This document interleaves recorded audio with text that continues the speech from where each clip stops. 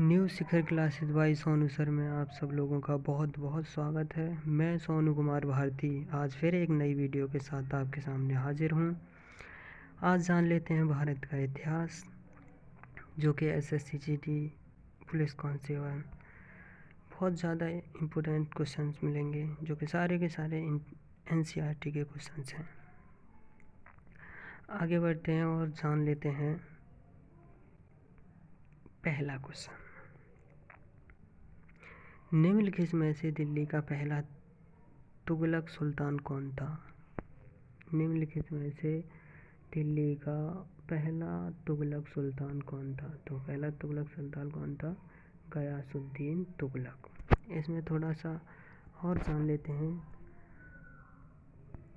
तुगलक वंश ने दिल्ली पर 1320 से 1414 ईस्वी तक राज किया। तुगलक वंश का पहला शासक गाजी मलिक था, जिसने अपने को गयासुद्दीन तुगलक के रूप में पेश किया था। ठीक है दोस्तों, अगला क्वेश्चन देख लेते हैं। पंजाब के हिंदूशाही राजवंश को किसने स्थापित किया? पंजाब के हिंदूशाही राजवंश को किसने स्थापित किया? तो किसने किया था? कल्लर ने। कल्लर कौन था? एक ब्राह्मण जाति का एक व्यक्ति था, जिसने हिंदूशाही राजवंश की स्थापना की थी। अगला क्वेश्चन देख लेते हैं। अल-बरूनी किसके शासनकाल में इतिहासकार था?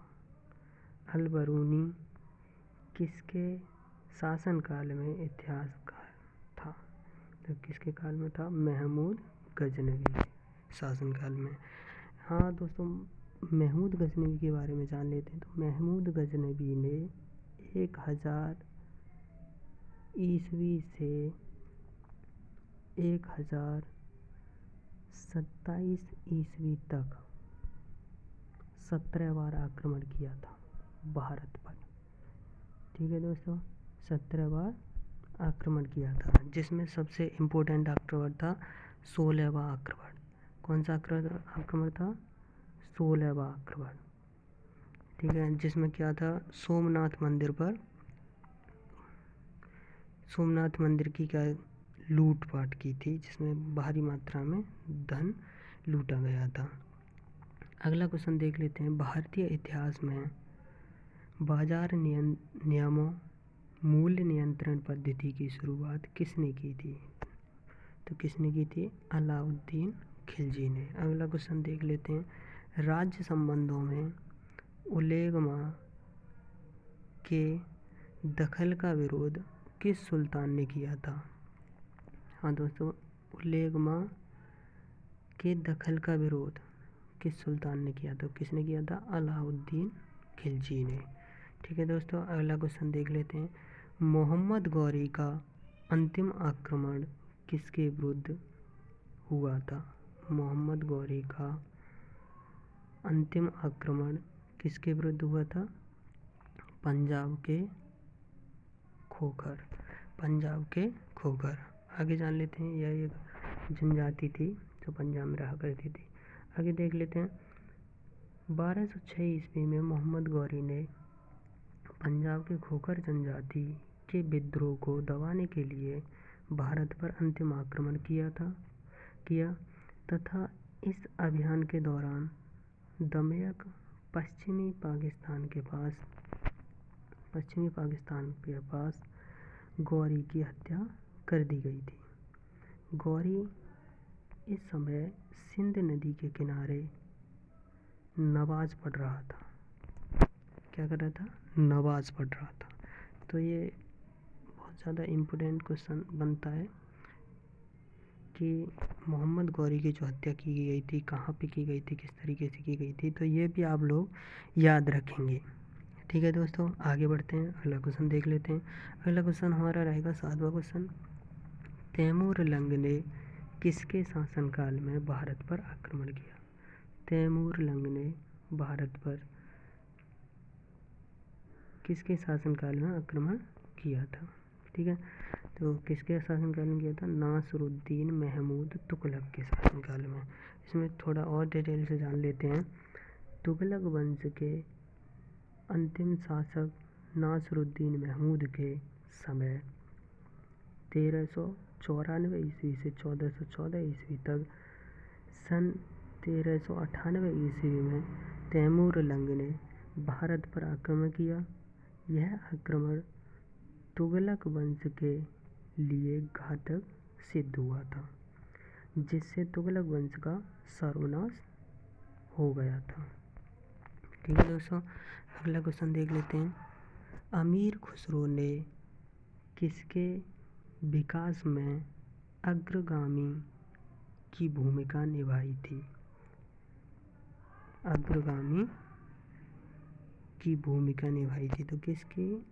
खड़ी बोली में। आगे थोड़ा सा और जान लेते हैं। अमीर खुसरो ने धार्मिक संकीर्णता और राजनीतिक छल कपट की उथल पुथल से भरे माहौल में रहकर हिंदू मुस्लिम एवं राष्ट्रीय एकता, प्रेम, सौहार्द, मानवतावाद और सांस्कृतिक समन्वय के लिए पूरी ईमानदारी और निष्ठा से काम किया था। ठीक है दोस्तों, आगे जान लेते हैं। भारत में पोलो खेल का प्रचलन किसने किया था? भारत में पोलो खेल का प्रचलन किसने किया था? तुर्की शासक। ठीक है, तुर्की ने, यानी तुर्कियों ने। ठीक है, अगला क्वेश्चन जान लेते हैं। 10वां क्वेश्चन है, निम्नलिखित में से किस संगीत वाद्य को हिंदू मुस्लिम गान वाद्यों का सबसे श्रेष्ठ मिश्रण माना गया है? तो क्या माना गया है? सितार। ठीक है, आगे बात कर लेते हैं। सितार, वीणा और ईरानी तंबूरा हिंदू मुस्लिम शैली का मिश्रण है। इसका आविष्कारक अमीर खुसरो ने किया था, यानी अब इसका आविष्कारक किसको माना जाता है? अमीर खुसरो को। ठीक है दोस्तों, अगला क्वेश्चन देख लेते हैं। कबीर के गुरु कौन थे? वेरी वेरी इंपॉर्टेंट है। तो कौन थे? संत रामानंद। ठीक है दोस्तों, संत रामानंद। अगला क्वेश्चन देख लेते हैं। भक्त तुकाराम कौन से मुगल सम्राट के समकालीन थे? भक्त तुकाराम कौन से मुगल सम्राट के समकालीन थे? तो किसके समकालीन थे? जहांगीर के। अगला क्वेश्चन देख लेते हैं। संत कबीर का जन्म कहाँ हुआ था? तो कहाँ हुआ था? मगहर में। आगे थोड़ा और जान लेते हैं मगहर के बारे में। मोटे तौर पर उनका जन्म 14वीं-15वीं शताब्दी में काशी में हुआ था, यानी काशी का वर्तमान नाम क्या है? वाराणसी। याद रखेंगे, वाराणसी में हुआ था। एक मान्यता के अनुसार उनका जन्म सन 1398 संवत 1455 ईस्वी में ज्येष्ठ मास की पूर्णिमा को ब्रह्म मुहूर्त के समय हुआ था। उनकी उस लीला को उनके अनुयायी कबीर साहब प्रकट दिवस के रूप में मनाते हैं। ठीक है दोस्तों, अगला क्वेश्चन देख लेते हैं। 14वां क्वेश्चन है, अद्वैतवाद के सिद्धांत के प्रतिपादक कौन थे? तो कौन थे? शंकराचार्य। ठीक है दोस्तों, अगला क्वेश्चन देख लेते हैं। 15वां क्वेश्चन है हमारा, किस संत ने ईश्वर को अपने पास अनुभव करने के लिए नृत्य एवं संगीत को माध्यम बताया। किस संत ने ईश्वर को अपने पास अनुभव करने के लिए नृत्य एवं गीतों को माध्यम बताया। संगीत या गीत या नृत्य सब एक ही में आ जाता है, तो किसको बताया था? चैतन्य महाप्रभु को। ठीक है दोस्तों, अगला क्वेश्चन देख लेते हैं। 16वां क्वेश्चन रहेगा, ब्रिटिश सरकार ने महात्मा गांधी को जो उपाधि दी ही और जिसे उन्होंने असहयोग आंदोलन में वापस कर दिया था, वह कौन सी उपाधि थी? तो कौन सी उपाधि थी? केसर-ए-हिंद की उपाधि। ठीक है दोस्तों, आगे थोड़ा सा और जान लेते हैं। इसी के अंतर्गत महात्मा गांधी ने ब्रिटिश सरकार द्वारा दी गई केसर-ए-हिंद की उपाधि, जुलू युद्ध पदक और बोअर पदक अंग्रेजों को लौटा दिए थे। ठीक है दोस्तों, जिसमें क्या था? जिसमें था कि महात्मा गांधी को जो उपाधियाँ दी गई थी अंग्रेजों के द्वारा, वो महात्मा गांधी ने असहयोग आंदोलन के समय वापस लौटा दी थी। अगला क्वेश्चन देख लेते हैं। 17वां क्वेश्चन है, भारत के राष्ट्रीय ध्वज का डिज़ाइन किसने तैयार किया था? किसने तैयार किया था? मैडम भीकाजी कामा ने। मैडम भीकाजी कामा ने। अगला क्वेश्चन देख लेते हैं। व्यक्तिगत सत्याग्रह में विनोबा भावे को प्रथम सत्याग्रही चुना गया था। दूसरा सत्याग्रही कौन था? तो किसको माना गया था? पंडित जवाहरलाल नेहरू को। अगला क्वेश्चन देख लेते हैं। 19वां क्वेश्चन, लॉर्ड हार्डिंग ने बंगाल विभाजन किस वर्ष रद्द किया गया? किस वर्ष रद्द किया था? तो किस वर्ष रद्द किया था? 1911 ईस्वी को। Right answer. अगला क्वेश्चन देख लेते हैं। 20वां क्वेश्चन रहेगा, अलीपुर बम कांड में अरविंद घोष का बचाव किस वकील ने किया था? तो किस वकील ने किया था?